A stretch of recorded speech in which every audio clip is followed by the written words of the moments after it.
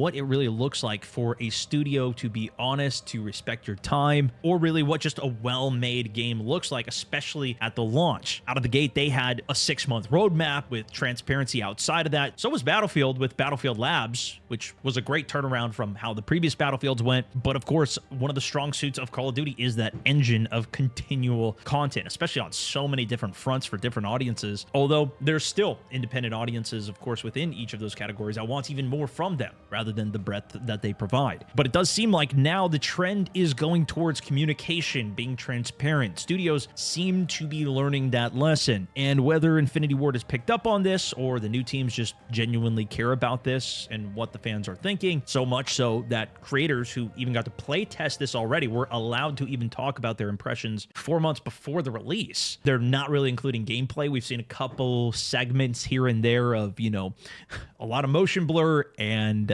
some of what to anticipate from this. I do think the competition, especially on the Battlefield side, especially with the cosmetic side, is making them change their tune a bit. Even if Battlefield hasn't necessarily retained as much, they still had a killer opening year. And of course, this year, Battlefield's not coming out.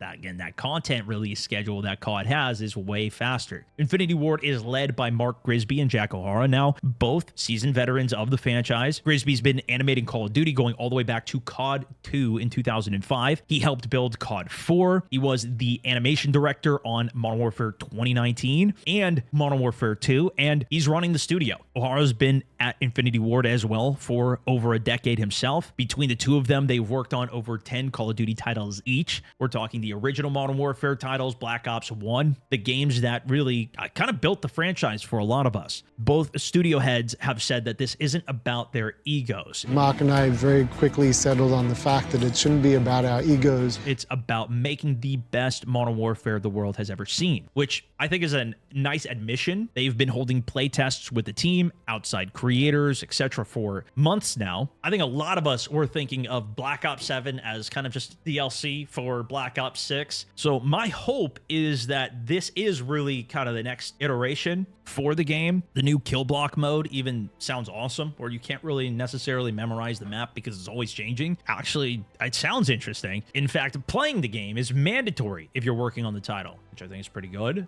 Reasonable.